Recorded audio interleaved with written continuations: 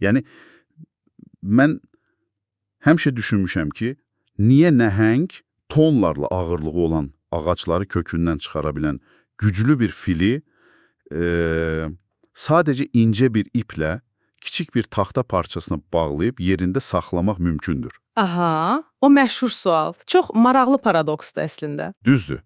Yaxud niyə çox ağıllı, təcrübəli insanlar bəzən, necə deyərlər, gözlərinin önündəki ən sadə, ən bəsit həll yollarını görməyib ən mürəkkəb dalanlara girirlər. Bax, bugün, yəni 14 may 2026-cı ildə biz şuuraltımızın bizə qurduğu bu tələləri, reallıq hesab etdiyimiz illüziyaları sındırmağa çalışacağıq. Və qarşımızda doğrudan da fərqli, çox zəngin bir mənbə var. Bəli, mən öz həyatımın qəhrəmanıyam adlı kitab və onunla eyni adı daşıyan video material. Təsəvvür edin, dinləyicimiz üçün deyirəm, içində insanın özünü inkişaf etdirməsinə, qərarlar qəbul etməsinə dair düz 150 fərqli hekayə, metafora toplanıb. 150. Yəni, bu böyük bir rəqəmdir, amma biz təbii ki, bugün o 150 hekayənin hamısını bir-bir sadalamayacağıq, düzdür? Qətiyyən. Bizim məqsədimiz sizi informasiya yükü altında əzmək deyil, əksinə bugün missiyamız bu dərin təhlil vasitəsilə o metaforaların arxasında yatan əsl psixoloji mexanizmləri xırdalamaqdır. O yükün altından çıxmaq üçün lazımi qızıl bilikləri sizə çatdırmaqdır. Aha, çox gözəl dedin. Çünki hər bir hekayənin altında əslində bizim gündəlik reaksiyalarımız dayanır və inkişaf dediyimiz şey də elə bu reaksiyaları anlamaqla başlayır. Bəli, tamamilə razıyam. Elə isə hazırsınızsa, gəlin elə ən qaçılmaz olan yerdən, böhranlardan və stressdən başlayaq. Həyatın o qaynar suyundan. Bax, o qaynar su məsələsi çox yerinə düşdü. Stressin və böhranın təbiətini anlamaq fərdi inkişafın mütləq başlanğıc nöqtəsidir. Yəni, çünki insan beyni rahatlıq zonasında olanda inkişaf etməyə meyilli deyil. Tənbəlləşir, belə deyək. Tam olaraq tənbəlləşir. Kognitiv elm bizə göstərir ki, məhz böhran anları beynin neyroplastikliyini, yəni yeni yollar və vərdişlər formalaşdırmaq qabiliyyətini maksimuma çatdırır. Mənbədəki o məşhur qaynar su hekayəsi də əslində bunun vizual xülasəsidir. O hekayə həqiqətən təxəyyülü hərəkətə gətirir. Baxın, dinləyicimiz də təsəvvür etsin. Eyni qaynayan suyun içinə 3 fərqli məhsul atılır. Kök, yumurta və qəhvə dənələri. Ay sağ ol. Qaynar su buradakı ətraf mühitdir. Yəni, o bizi sıxan ağır problem, iqtisadi böhran, işin itirilməsi və ya hansısa şəxsi travma ola bilər. Düzdür. Obyektiv reallıqdır, yəni qaçılmazdır. Aha, indi baxın. Kök suya atılmazdan əvvəl çox sərt, güclü görünür.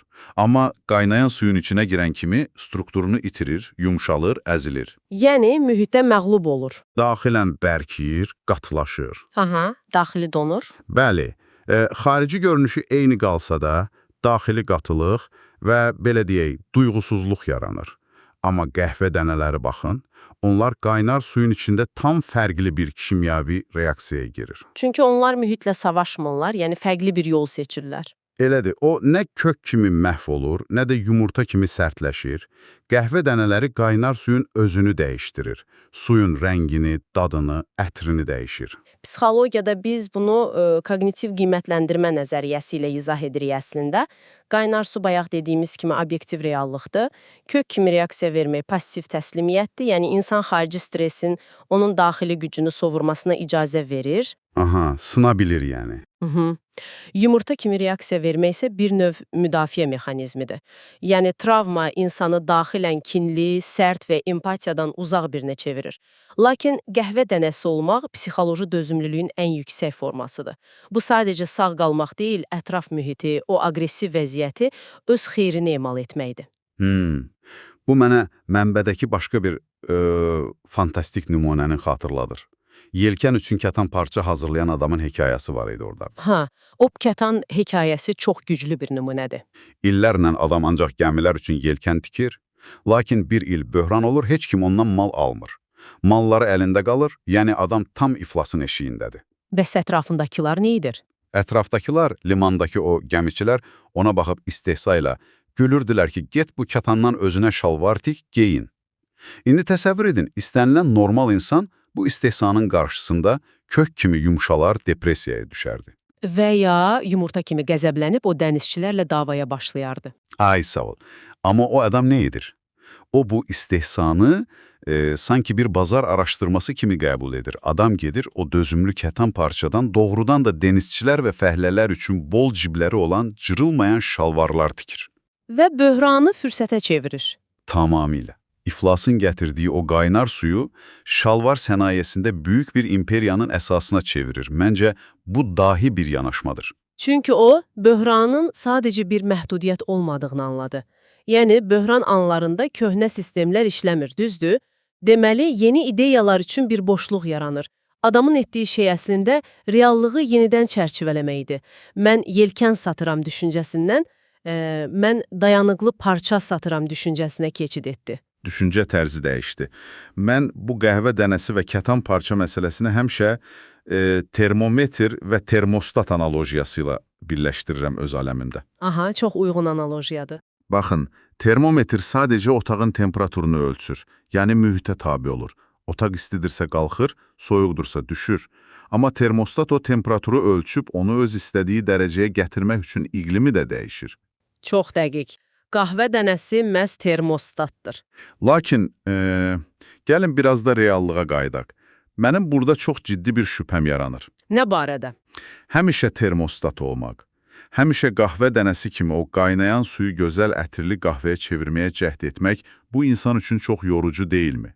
Yəni, insan dayanmadan mübarizə aparsa, tükənmə, o dediyimiz burnout sindromuna girəcək axı. Aha, anladım nəyi demək istəyirsən. Bəzən bu, hər böhrandan bir fürsət çıxar fəlsəfəsi toksik pozitivliyə çevrilmir ki. Bəzən sadəcə kənara çəkilib, o suyun qaynamağını gözləmək ya da elə kök kimi yumşalıb istirahət etmək daha sağlam deyilmi? Çox yerində və fundamental bir şübhədir əslində. Biz demirik ki, davamlı olaraq hiperaktiv vəziyyətdə olun. Hər dərddə mütləq bir şadlıq axtarın demirik. Çünki bu absurd olar yəni. Tamamilə. Toksik pozitivlik reallığı inkar etməkdir. Məsələn, sənə deyirlər ki, su əslində qaynar deyil, ilıqdır. Bu toksiklikdir. Özünü aldatmaqdır. Bəli. Qəhvə dənəsi olmaq isə suyun qaynar olduğunu bütün reallığı ilə qəbul etmək, amma o suyun sənin özəyini, şəxsiyyətini yox etməsinə icazə verməməkdir. Yəni, bəli, bəzən geriyə çəkilmək, kədəri yaşamaq, passiv qalmaq lazımdır. Lakin qurban psixologiyasına düşməmək şərti ilə. Aha. Deməli, problem kədərlənməkdə deyil, vəziyyətə necə baxmaqdadır? Məhz belə. Mən hər şeyi həll etməliyəm, yox, bu vəziyyət mənim idarəmdə olmasa da, özümə olan münasibətim mənim idarəmdədir, düşüncəsidir vacib olan. Anladım. Yəni, qaynar suyu dərhal qəhvəyə çevirə bilməsək də, özümüzün, yəni bizim bir kofe dənəsi olduğumuzu yaddan çıxarmamalıyıq. Bəli, bu fərqindəlik qorunmalıdır. Və əgər doğrudan da mühiti dəyişmək gücünü özümüzdə tapmışıqsa, burada maraqlı bir paradoks ortaya çıxır. Əksər hallarda bizi dayandıran xarici dünya, o qaynar su və ya cəmiyyət olmur axı. Bəs nə olur? Bizi ləngidən məhz daxilimizdə inşa etdiyimiz görünməz divarlar, yəni o kognitiv məhdudiyyətlərimizdir, öz sərhədlərimizdir. Şübhəsiz. Psixologiyada bu özünü doğruldan kəhanət adlanır əslində. Aha, self-fulfilling prophecy. Bəli. Yəni, sən nəyinsə mümkün olmadığına inanırsansa, beynin fərqində olmadan elə qərarlar verir ki, nəticədə o iş doğrudan da mümkün olmur. Sonra da dönüb özünə deyirsən ki, bax, gördün, mən haqlıydım. Bu alınmadı. Məndəki o dənizçinin hekayəsi məhz bu kəhanətin ən absurd, lakin ən dəqiq təsviridir məncə. Təsəvvür edin, adam səhərdən axşama qədər balıq tutur. Balacaları götürüb vedrəsinə atır. Böyükləri isə? Böyük, ətli, dəyərli bir balıq tutanda isə adam qarmaqdan çıxarıb, dərhal dənizə tullayır. Kənardan bunu izləyənlər dəhşətə gəlir. Yaxınlaşıb soruşurlar ki, axı sən niyə böyük balıqları geri atırsan? Məqsədin zaten böyük balıq tutmaq deyilmi? Və onun cavabı hər şeyi həll edir. O tragikomik cavab. Deyir ki, çünki mənim evdəki qızartma tavamın diametri cəmi 20 santimetrdir. Böyük balıq o tavaya yerləşmir. Baxın, biz buna gülürük, amma dinləyicimiz bir anlıq öz həyatına baxsın. İnsanların öz karyeralarında, şəxsi münasibətlərində etdikləri eyni ilə budur axı. Tamamilə razıyam. Böyük fürsətləri daxillərindəki o dar düşüncə tavalarına sığışdıra bilmədikləri üçün rədd edirlər. Əslində bilirsən, dənizçinin beyni o an çox rasional işləyir. Beyin enerjiyə qənaət etməyi sevir həmişə. Necə yəni rasional? Axı fürsəti qaçırır. Bax belə deyək, əgər evdəki tava kiçikdirsə, o böyük balığı təmizləmək, hissələrə bölmək, fərqli bişirmə üsulunu axtarmaq beyin üçün əlavə enerji və stressdir, yeni bir problemdir. Ona görə də beyin ən asan yolu seçir. Böyük fürsətdən imtina etmək. Çox maraqlıdır. Deməli, beynin tənbəlliyidir bu. Bəli, bizim lap əvvəldə girişdə bəhs etdiyimiz o fil balası hekayəsi də var ha.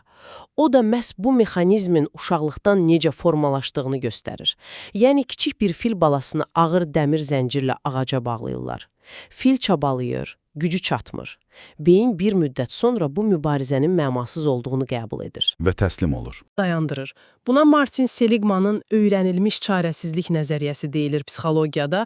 Fil böyüyəndə onu sadəcə nazik bir iplə bağlasalar belə cəhd etmir. Çünki o ip filin ayağında deyil artıq, birbaşa neyronlarındadır. İp beyindədir və o neyronlardakı bağları qırmaq isə bəzən həqiqətən böyük travmalar tələb edir. Amma burada mənim üçün ən cəlbedici tərəf bu kognitiv korluğun başqalarına necə proyeksiyalandığıdır. Başqasını günahlandırmaq. Ay sağ ol. O mənbədəki ər-arvad hekayəsi yadımdadır. Deməli, ər əmindir ki, arvadı karlaşıb. Öz-özlüyündə bir test etmək qərarına gəlir. 40 addımlıqdan qışqırır. Həyatım, axşama nə yemək var? Cavab yoxdur. Cavab yoxdur. 30 addım, 20 addım, 10 addım yaxınlaşır. Yaxınlaşdıqca eyni sualı təkrarlayır, yenə səssizlik. Nəhayət adam gəlib qaldının düz arxasında dayanır və eyni sualı verəndə arvadı dönüb qışqırır. Artıq 5-ci dəfədir sənə deyirəm ki, toyuq pişirmişəm. Yəni, kar olan elə ərin özüymüş. Məhz. Bu insan psixologiyasının ən komik, amma məncə ən təhlükəli illüziyasıdır. Sigmund Freud bunu çox sadə bir terminlə proyeksiya adlandırırdı.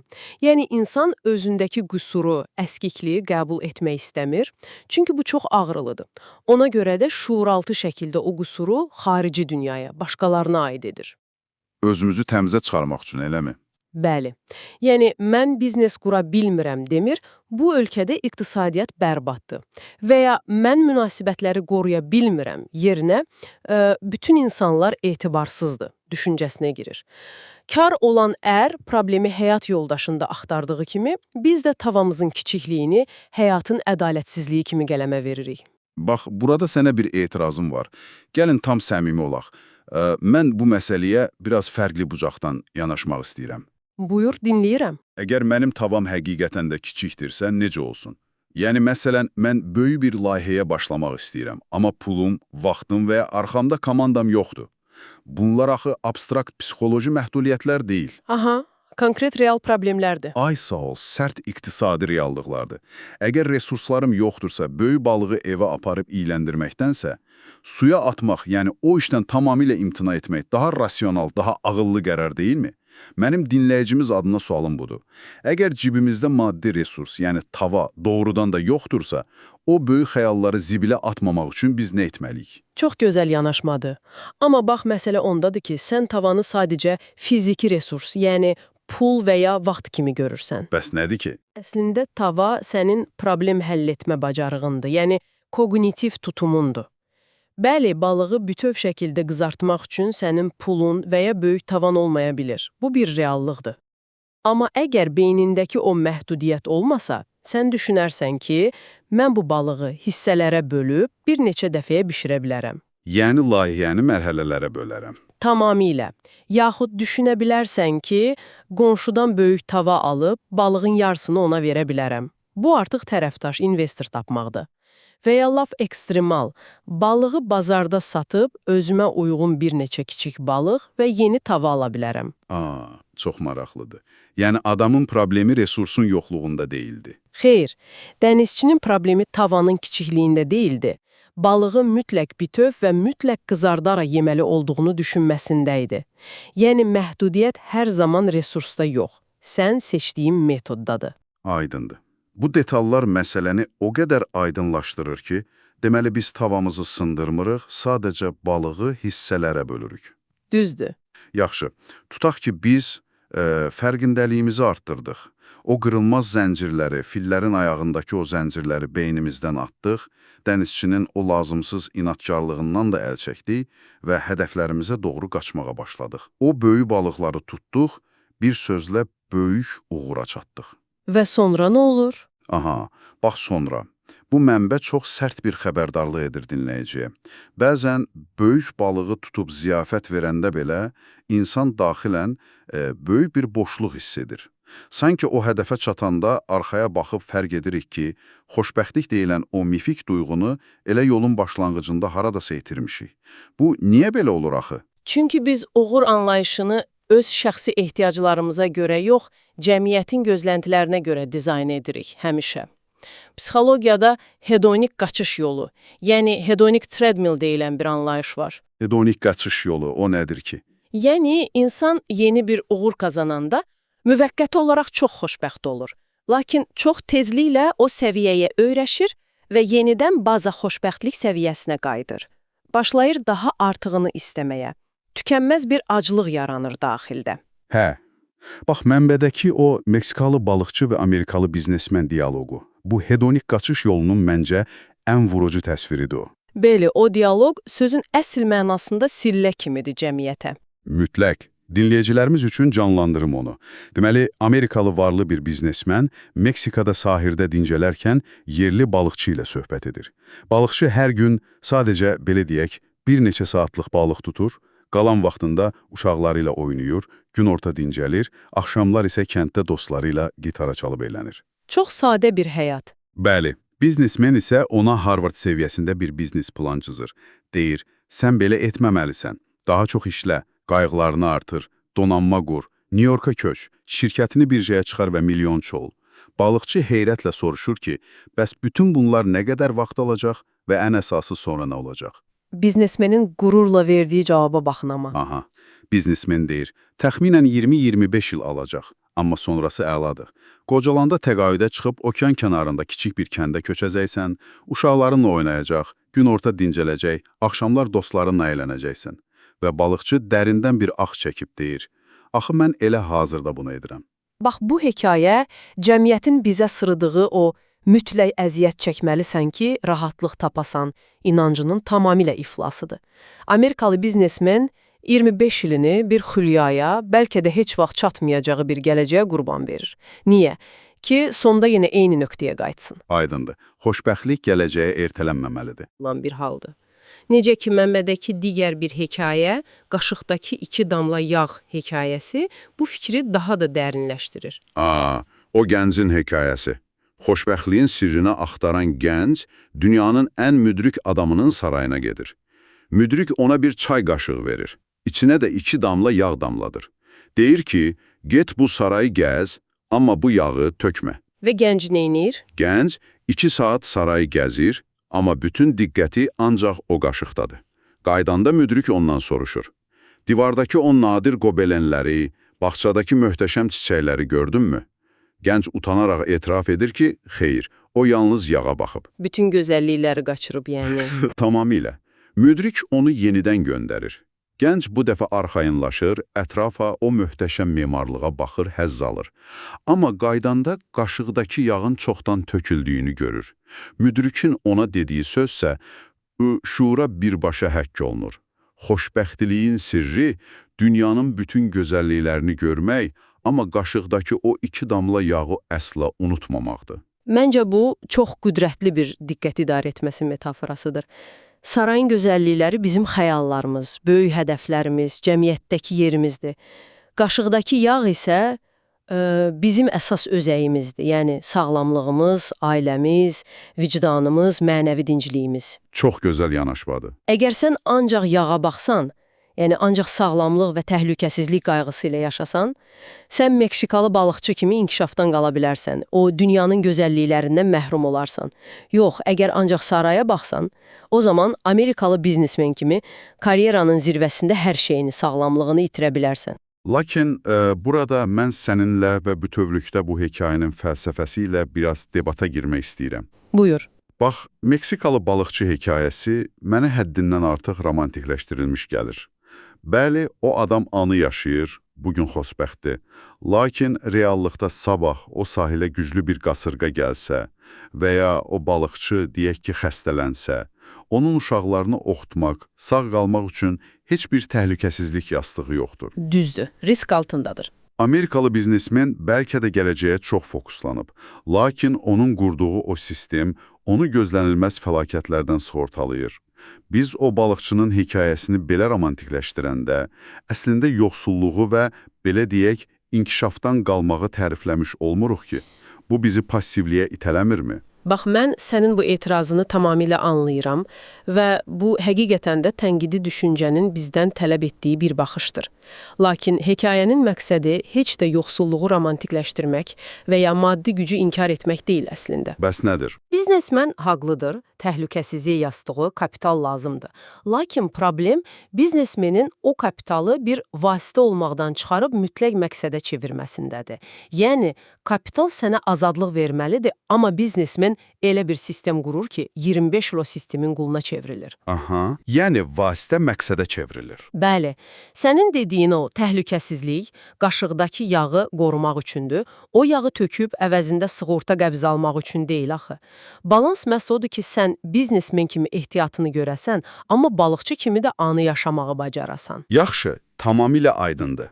Yəni, ehtiyat üçün saray tikərkən, içindəki o kiçik taxta daxmanı, oradakı dincliyi satmamalısan. Məhz. Yaxşı, tutaq ki, biz həm o yağı qorumağa, həm də sarayı tikməyə qərar verdik.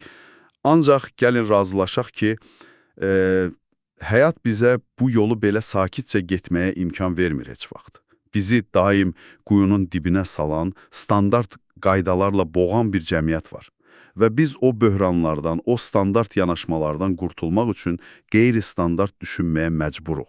Təbii ki, elə buna görə də inkişafın növbəti mərhələsi funksional fiksasiyadan, yəni əşyaları və vəziyyətləri ancaq öyrəşdiyimiz kimi görmək xəstəliyindən qurtulmaqdır. Bax, bunun ən monumental nümunəsi mənbədəki o qoca eşək hekayəsidir. Çox qəribə, amma çox dərin hekayədir o. Bir kəndlinin qoca eşəyi qurumuş bir quyuya düşür. Kəndli baxır ki, eşək onsuz da qocadır, əlavə olaraq quyuda dərindir. Onu çıxarmaq çox böyük əziyyətdir. Qərar verir ki, quyunu torpaqla doldursun, eşək də orada bastırılsın, canı qurtarsın. Amansız qərardır. Bütün kənd yığışıb quyuya torpaq atmağa başlayır. Təsəvvür edin, eşək üçün bu tam bir apokalipsisdir. Hər tərəf qaranlıqdır və üstünə ölümcül torpaq yağır. Lakin eşək panikaya düşmək, ağlamaq və ya bayaqki hekayədəki o kök kimə təslim olmaq yerinə tamam başqa bir algoritm işə salır.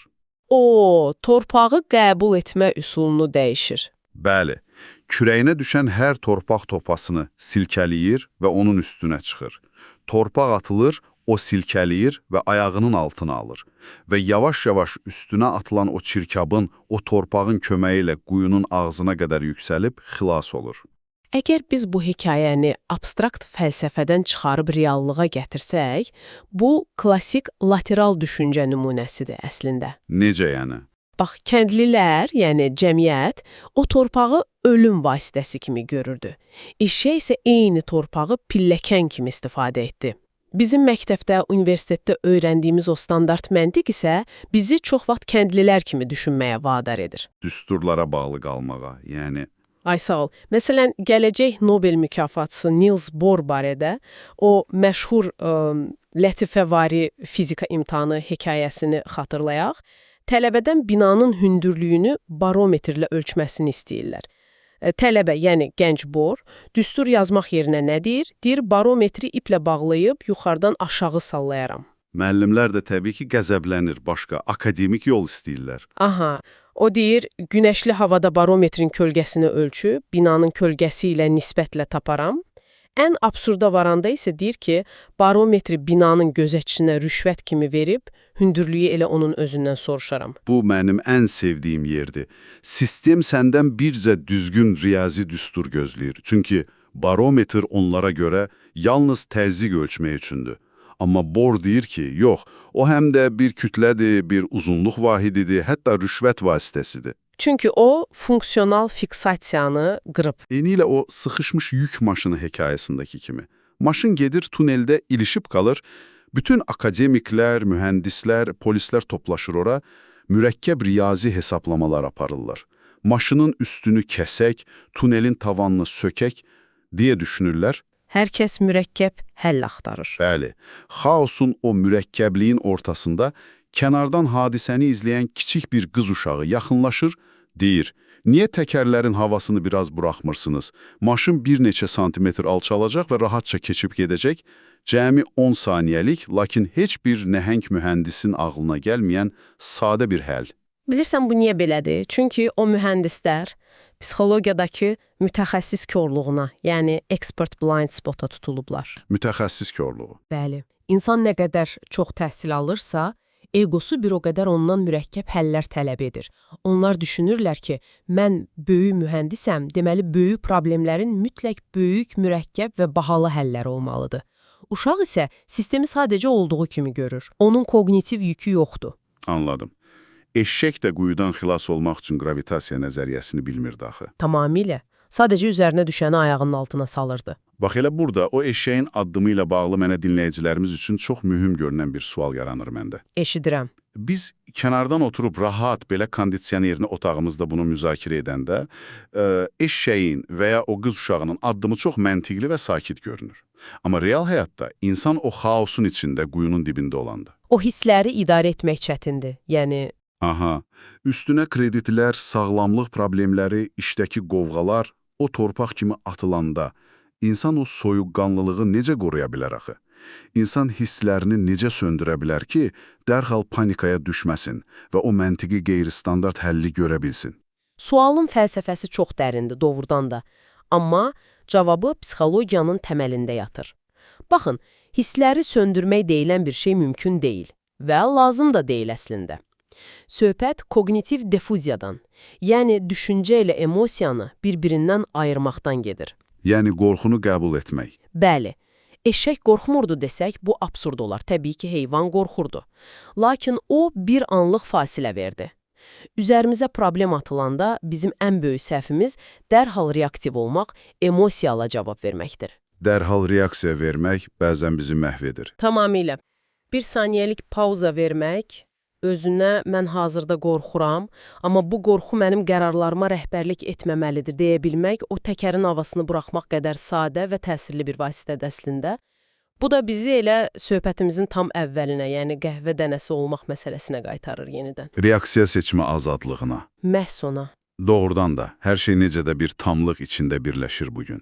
Ətrafdakı qaynar suyu qəhvəyə çevirmək, beynimizdəki o kiçik tavanı nəhayət sındırmaq, dünyanın bütün o saraylarını gəzərkən belə əlimizdəki o kiçik qaşıqdakı yağı, yəni mənəviyyatımızı qorumaq və üstümüzə atılan palçığı torpağı silkələyib yüksəlmək. Çox gözəl xülasə oldu bu. Amma gəlin tam səmimi olaq.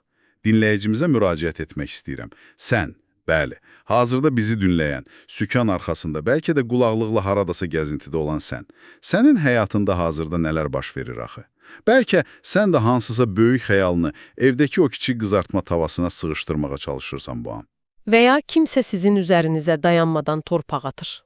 Elədir. Sən o torpağın altında qalmaqla onu tapdalayıb yuxarı çıxmaq arasında qalmısan bəlkə də. Çox vaxt elə bu cür fərqindəlik qərar verməyin özündən daha ağırlı olur. Bəli. Və elə məhz buna görə də mən bu dərin təhlilimizi mənbədəki ən sevdiyim, ən sarsıdıcı hekayə ilə bitirmək istəyirəm. Kəpənək və barama hekayəsi ilə. Oh, o hekayə çox təsirlidir. Kiçik bir qayçı çıxarır və baramanın ucunu yavaşca kəsir ki, kəpənək rahat çıxa bilsin. Və çıxır da. Və kəpənək doğrudan da heç bir əziyyət çəkmədən sürüşərək çölə düşür. Lakin o bir daha heç vaxt uça bilmir. Ömrünün sonuna qədər şişkin bir bədən və zəif qanadlarla ancaq yerdə sürünür. Çünki bioloji baxımdan o əziyyət sadəcə bir maneə deyildi. O, mexanizmin, yəni təbiətin özü idi. Kəpənək o dar yerdən çıxmağa çalışarkən bədənindəki mayeni böyük bir təzyiqlə qanadlarına vurur və məhz o çırpınma qanadlara uçmaq üçün lazımı gücü verir əslində. Adam kömək edirəm zənni ilə onu ən böyük gücündən həmişəlik məhrum etmişdi. İndi isə bunu düşünün, əziz dinləyici. Hazırda həyatınızda qaçmağa çalışdığınız, bəlkə də yorulub bezdiyiniz və ya kiminsə gəlib sizin yerinizə o düyünü açmasını gözlədiyiniz o əziyyətli an vara, bəlkə də elə o prosesin özü gələcəkdə sizə qanad verəcək, sizi ayağa qaldırıb azad şəkildə uçmağınızı təmin edəcək yeganə mexanizmdir. O sıxıntıdan qaçmayın, onu tam yaşayın və o gücü qazanın. Öz qaynar suyunuzda qəhvə dənəsi olun hər zaman. Bu dərin söhbətdə bizi dinlədiyiniz, bu qatları bizimlə birlikdə kəşf etdiyiniz üçün təşəkkürlər. Getdiyiniz yolda qaşıqdakı o 2 damla yağı əsla unutmayın. Hələlik